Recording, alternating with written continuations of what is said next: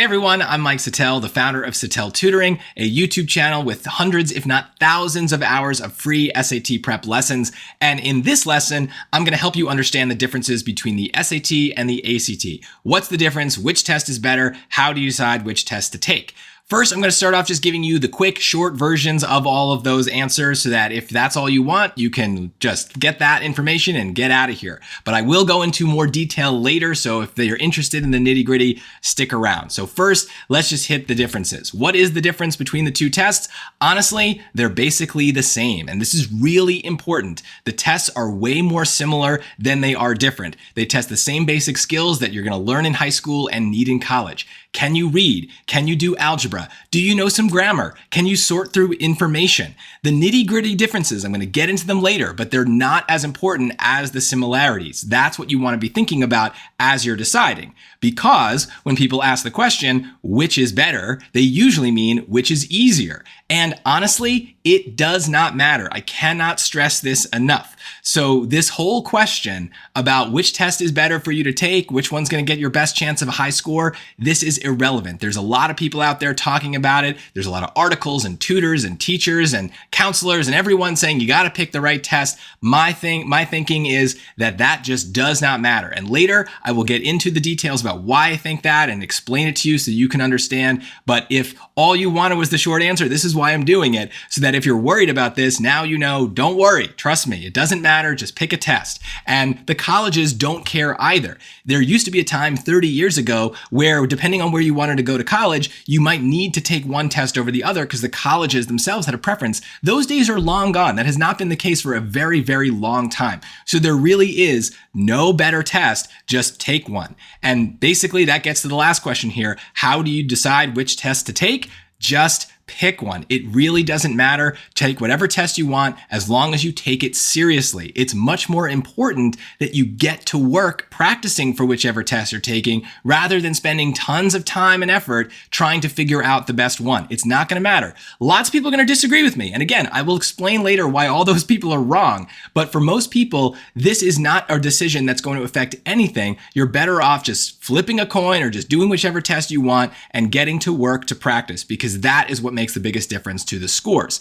If you need some sort of nudge in one direction, personally, I prefer the SAT. And again, I will explain why later, but just pick one. If someone else prefers the ACT, just go with that. So hopefully that answered all of your quick questions. If it did, give me a like and a subscribe if you're going to be taking the SAT, so that way you can get access to all of my lessons. If you're taking the ACT, well, hopefully someone else out there can do that because I don't have much on that test. But thank you for watching. But if you want to know the details, let's get into them.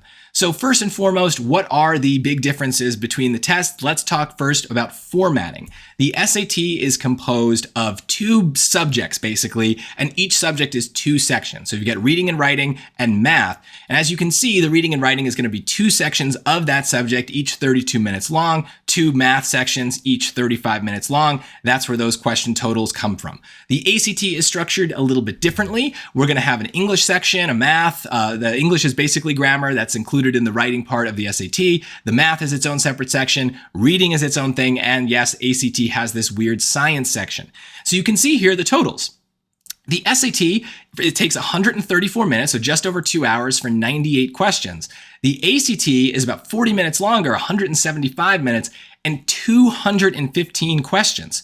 So if you do the math too, you'll also notice and do some division here that the SAT is going to give you a little bit over 1 minute per question, whereas the ACT is going to be a little bit under a minute per question generally. So how does the SAT get away with this? How can these tests be so similar and yet have completely different times and even more noticeably different question counts, right? 98 to 215, that's a big, big difference. So the main reason is now the SAT is both digital and adaptable. So digital means that you are going to take an SAT, unless you have a very rare exception, you're going to take the digital SAT on a laptop or a tablet. And the ACT for most people is still going to be paper and pencil. Some places will give you a digital test, but it is the same format as the paper and pencil test, just on a computer. And the adaptable piece comes from the fact that since it's digital, they don't need to give everyone the same test. So the first section for the SAT for everyone is basically the same general level of difficulty, same kind of mixture of easy, medium, and hard questions. depending on how you do in that section, you are going to be placed either into a hard second section that's going to have much harder questions, or an easy second section that will be much easier. And if you're in that easier section, that's going to limit the score that you can potentially get. I have another video that goes into the format of the SAT and much more detail about how this adaptive testing works. But basically what it's doing is it's allowing the SAT, if you are really smart and high scoring, they're not going to waste your time on easy questions that they already know you're going to get right. Similarly, if you're not so smart, or I should say you're just not so good at test taking, and you're in that easy module, they're not going to waste your time with questions that they know you're going to get wrong. So that's how they can cut out the questions, is basically they're able to target with that second module, second section of each, to kind of make sure you're doing stuff that is most likely to matter to your skill level. The ACT, I think, will probably go in that direction at some point, but right now they're not there. To me, the formatting differences are not really noteworthy. Again, the skills are basically the same. They're still testing reading and math. The science, even though there's a separate science section on the ACT, it is a little bit in the SAT. So let's talk about why that is and how that is. Let's talk about different things about the content and the style of the two exams. So some minor differences now, diving into those sections. The reading passages on the SAT are short, maybe just a paragraph long, 100, 150 words. The ACT passages are long. There are going to be 4 passages in that 35-minute section. And so each passage is going to have 10 questions. On the SAT, each passage just gets 1. So in my mind, if you don't like the topic of the SAT passage, you can skip that question and move on. The ACT, it's a quarter of the section. So you're doing everything. On the SAT, vocabulary is back. It kind of disappeared for a while, but a lot of parents who are watching might remember having to study a lot of flashcards. It's not quite up to the level that it was back then, but I do think that vocabulary flashcards are kind of back in some way, and so you will encounter words that you might not know just from watching television and talking with your friends. So you might have to study some words. The ACT, on the other hand, is mostly testing vocab that is more common, and you probably won't hit very many words you don't know, but they do test vocabulary in some way. It's just not as big of a part of the test. The math, on the other hand, is kind of the opposite. The SAT is very focused on algebra. There's still geometry, there's still statistics and some other topics, but for the most part, it's just an algebra test. The ACT, on the other hand, is much more focused on geometry. It's still got a lot of algebra, but geometry has a much bigger role. SAT, you're only talking like 5 geometry questions. ACT, it's definitely more like 20% of the test. That also includes things like trigonometry, hard trigonometry that you just won't see at all in the SAT, as well as some other more obscure advanced topics that you might encounter in like a pre-calculus class. Things like logarithms, other things that I didn't have space for in that little box, matrices, vectors, advanced probability, ellipses, and hyperboles. Basically, there's a lot of big topics that, are maybe a little obscure, that you learn about them in school, but they test a lot more breadth of different topics on the ACT. The SAT, on the other hand, maybe goes into more depth with algebra, but I do notice that there's a big difference in the math on the two tests. The science, again, the ACT does have a full science section that is just a bunch of graphs and charts. You don't really need to memorize a lot of science. It's not like asking you for like the gravitational constant or how to build a circuit, but there are a few questions that maybe involve that. But for the most part, it's reading charts and graphs, and the SAT does include that as well. Not nearly as much, but there are questions that I do find difficult on both exams that are just about finding the right data point in a bunch of graphs, a bunch of charts, and so those can be tedious in both cases. The SAT also has science passages that can be pretty dense. Let's then talk about the style of the exams, because I think this is where people start to really separate them and try to think, oh, certain types of students should take one exam or the other because of the style of the exam. The biggest thing that I think is out there is that the ACT is a more straightforward test. And the SAT, on the other hand, has these like trick answers, these trap answers. So they're kind of trying to get you. Maybe to some extent I buy into this, but I think this is overhyped. I think that for the most part, the ACT is also going to have some hard, tricky questions, and the SAT is going to have plenty of straightforward things that are just like, what's the vertex of this parabola? Or like, what's the grammar rule here? So there's straightforward stuff, easy stuff in both cases. I think that this is mostly overblown, But then in terms of how I teach the two exams, I do think that there is a little bit of a difference that I've noticed. The ACT is much more of a searching test, whereas the SAT strikes me as more of a solving test. By that I mean in the ACT, you're constantly just like hunting for information. So in that science section, right, they're going to want some very specific data value. You're going to have to search through charts and graphs and diagrams and find that specific thing. And that can be very tedious because there are long passages in the ACT. They're going to ask a question. You're going to have to skim those passages and search for that answer. Even in math, since there are more topics, you're going to have to search your memory for those formulas. The SAT, on the other hand, gives you a bunch of geometry formulas. So you don't even have to memorize those. It's much more about taking the information that you already have, and they're going to combine it in ways where you need to problem solve. And some of those ways are going to be, tricky a little bit. But I do think that for the most part, it's not about finding the information that you need. A lot of the questions just straight up tell it to you, but it's how do you take those pieces of information and put them together in the right way to solve the question. So that's probably the more about my experience as a tutor, thinking about how these two exams kind of test students. But the point is, for all of this, when we get to the question of which is better, none of these differences really matter, okay? In fact, I think this is a very bad question that a lot of people stress over for no good reason. There are a lot of counselors out there, a lot of tutors out there, other students who, are in older grades maybe, and they'll say that this is the most important decision you're going to make. You've got to pick the right test. But I really think that this is just a lot of baloney. It is overhyped. It is a source of stress. I think there are people who are pushing this question as kind of for their own personal benefit, but I really think it does not matter. And all of those differences that I talked about are basically going to be erased with any advantage that you would get on one test or the other because of those differences will be erased with time and practice. So maybe you were looking at that kind of side-by-side comparison. You were thinking, oh, I love math. I want to do the ACT. It's got lots of topics that I like and I know. Or, oh, I hate math. I want to do the SAT. Or, oh, I love science. I want to do the ACT. I hate long passages. I definitely want to do the SAT. But if you're practicing, a lot of those differences are going to start to melt away because once you learn how to solve those types of questions, what was once maybe a weakness for you shouldn't be anymore. And this is really important if you're shooting for top scores, which I'll talk about more in a second. If you are shooting for a top score, you can't have any weaknesses. So if you're playing this game about picking the right test, I think you're setting yourself up for some disappointment here because in order to get that top score, you can't avoid really any topic. The SAT and ACT might emphasize one topic or another, but in order to get like a 99th percentile score, you're gonna need to be able to solve every type of question and be confident on it. Here's an analogy that I really like to help with this kind of idea, right? So let's picture a runner, okay? At the starting line, if you ever watch like the Olympics or something, track and field, they're positioned in a very specific way, right? Their hips are in a certain position. Their one foot is ahead of another. They're basically setting up for success. And we even have phrases in English, idioms that can kind of relate to this, right? Put your best foot forward. Start off on the right foot.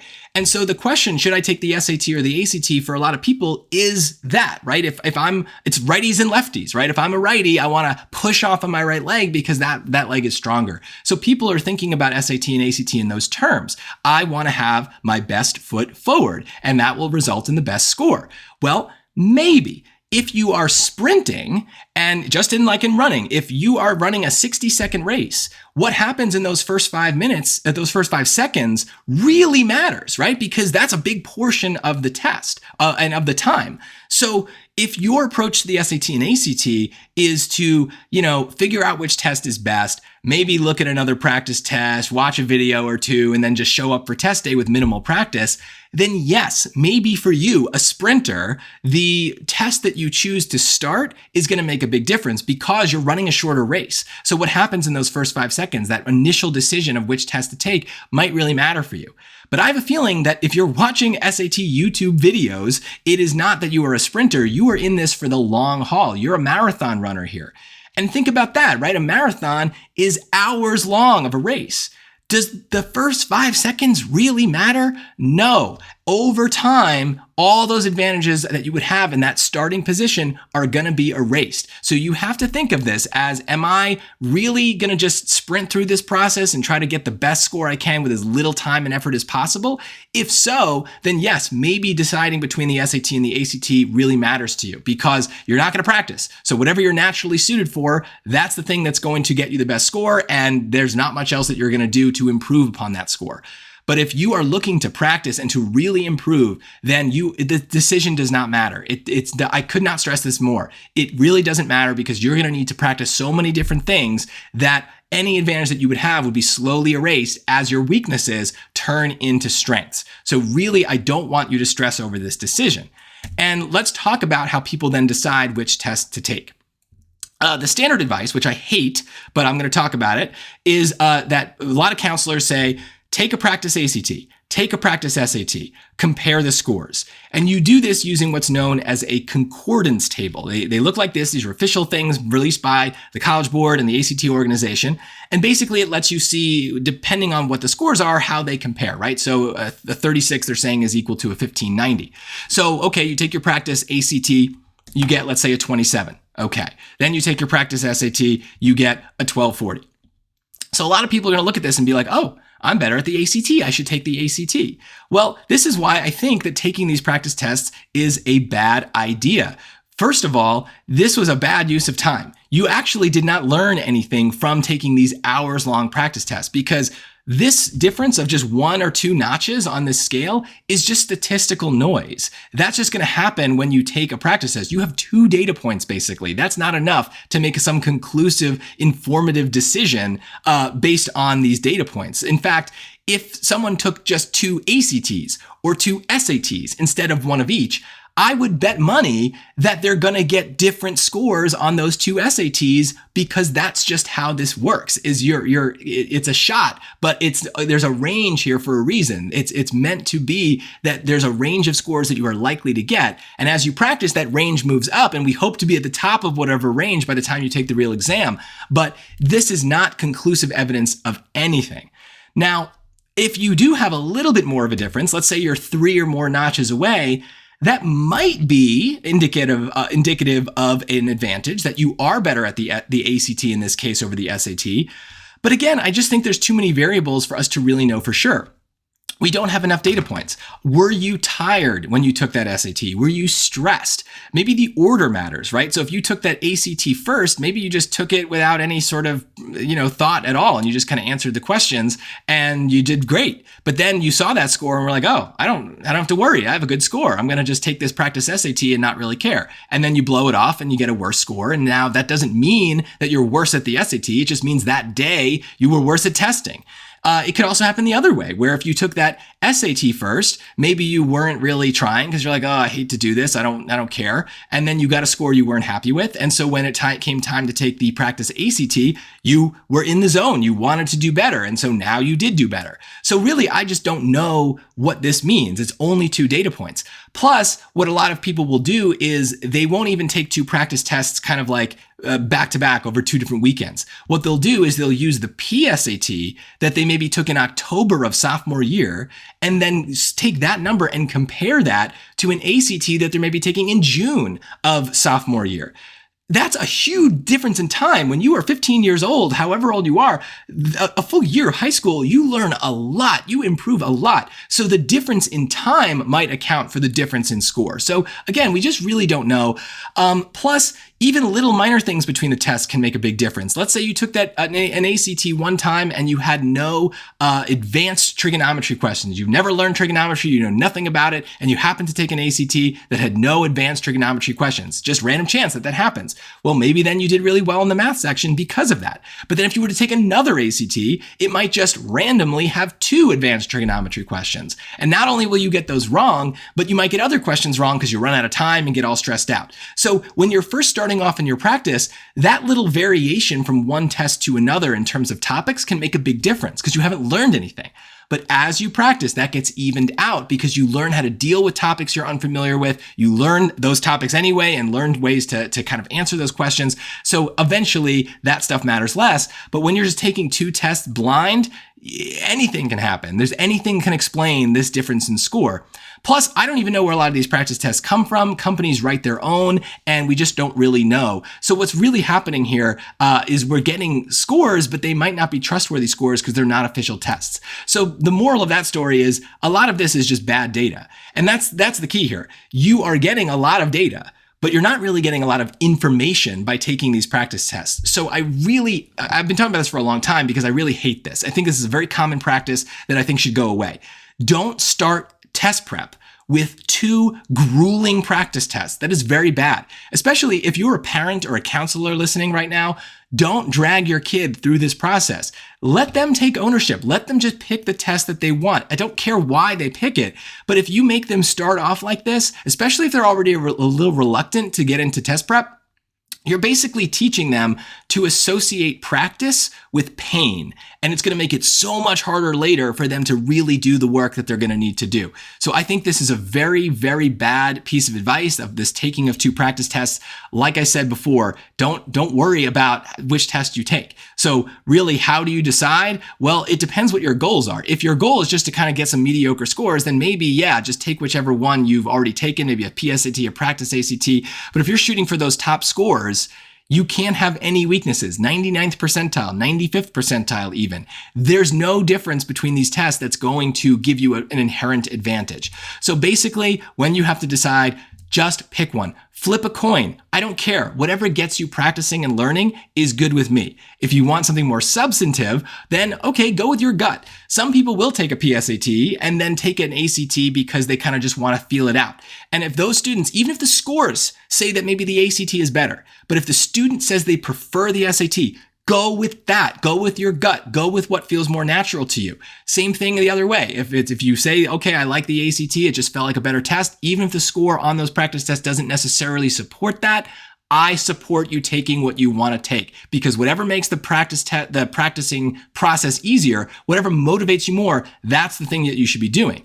Similarly, if your friends are all taking the ACT, take the ACT with them, especially if you're going to do a class or work with a certain tutor. If all your friends are taking some SAT class, if that's going to motivate you to practice, do the same class, do the SAT so that you can be with your friends. I think that that's a really good, powerful thing, is to have some accountability among other people.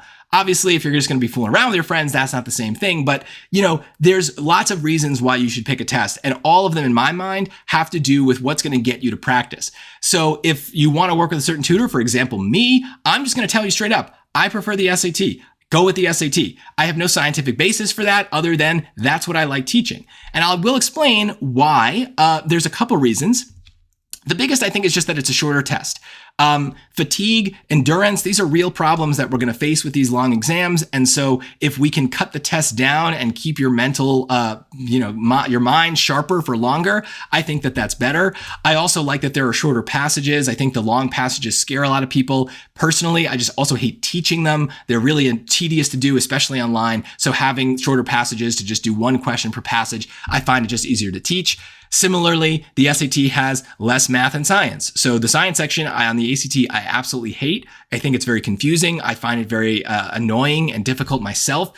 And the math on the ACT, I also find very annoying to teach. To me, you don't need logarithms for most real life stuff. Most of adulthood, you're not going to need matrices and logarithms and vectors and all these things. So for me to spend tutoring time to teach those random topics feels wasteful. Whereas algebra, I think, is a useful skill. And so at least we're doing some double duty there. Plus, I know that algebra is going to be on the test. I don't know if logarithms are going to be there. It's random chance. So we have to learn it if you want a top score, but it might not even be on the test. So it feels like a big waste of time. So I don't like that. I want to use my tutoring time effectively. But the biggest reason that I prefer the SAT comes down to basically, if I were to summarize all of the advice I give for either test, and I have taught both tests over the years. I've just gone with the SAT because I like it better now that I work for myself. So if I were to summarize all the advice I would give for each test, I think there's a big difference. For the ACT, my advice basically came down to memorize this fact, read faster. And honestly, kids are not good at memorizing. Most people are not good at memorizing things, especially when you're in high school and you're constantly bombarded with chemistry and physics and Spanish class and all these things that are forcing you to memorize a million things. The brain is a finite amount of space, right? There's only so much room in here. And so if now you got to take an SAT or an ACT and you got to stuff it with more stuff from previous years of math and English and grammar and everything, I just don't know. I just think there's a limit to what you can fit in your brain. And I think the ACT ends up being very taxing on your memorization skills. And I do find that people reach a limit of what they can memorize. And the ACT just kind of puts us over that limit. The other piece of advice there, read faster. Because the pacing of the ACT is so fast, you have to move through those questions at a brisk pace. It's even rushed for me. And I just think some people have a very low limit of how fast they can read and how fast they feel comfortable going through questions. And if my advice is just be faster, that to me is not good advice. Like, I don't know what else I would say, because that's really what it needs to be. But like, I don't know, that just feels like a bad thing to say to a student who's already stressing out. It's just to be like, you're too slow. So I don't like the ACT because I don't think that that's very good advice. But for the SAT, my advice is usually different. Basically, it comes down to change your strategy, change your score. And for the SAT, because it's more about problem solving, because it does have those tricks and traps, there is an element of learning new ways to solve problems.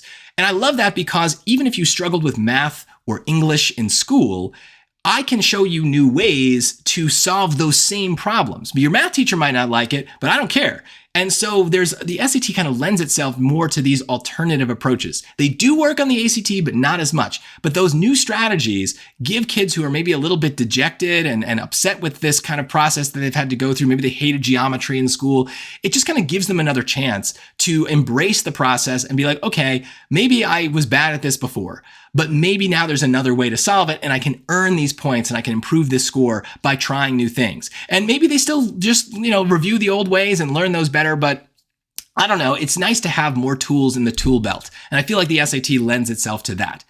And I'll just kind of end here by saying, one thing I say at the end of pretty much all my videos is don't settle for less. It's part of my slogan, which I'll say again at the end. And I do think that if you're playing this game of which is better, which is going to get me the most points, the SAT, the ACT, I got to pick the right test. I think in a way you are settling for less. You are admitting that you have weaknesses that you are incapable of overcoming. And that is not a good starting point for any of this test prep. You need to go in knowing that you can change, having that growth mindset, as they say, and knowing that you can improve on things. And maybe like it is with the SAT, that involves learning new strategies. But basically, yes, if you are going in thinking that the only way to do well is by avoiding certain topics, I think you're setting yourself up for some disappointment. It just does not work that way. So my advice is, just pick a test that you feel more comfortable with and start practicing. If you really want those scores, you're not going to be able to game the system into getting you them. It's going to take hard work. 90th, 95th, 99th percentile is not about picking the right test. It's about picking the right work habits and work ethic. So keep that in mind, is that I think a lot of blood, sweat, and tears are spilled over this SAT versus ACT question, but I do not think it could matter less. So I will end on this. Just if you are going to take the SAT, I have plenty of free lessons on YouTube, and I do offer some limited paid tutoring that you can find on my website. My rates and availability are there. Hopefully I answered all of your questions about the SAT and ACT debate. If I did, please give me a like and a subscribe. Again, especially subscribe if you're taking the SAT. I've got tons of resources on that. Otherwise, if I left out something, please put it in the comments. I will respond. Once again, I'm Mike Settele, the founder of Settele Tutoring. And remember, when it comes to your scores, don't settle for less, Settele for more. Thanks for watching.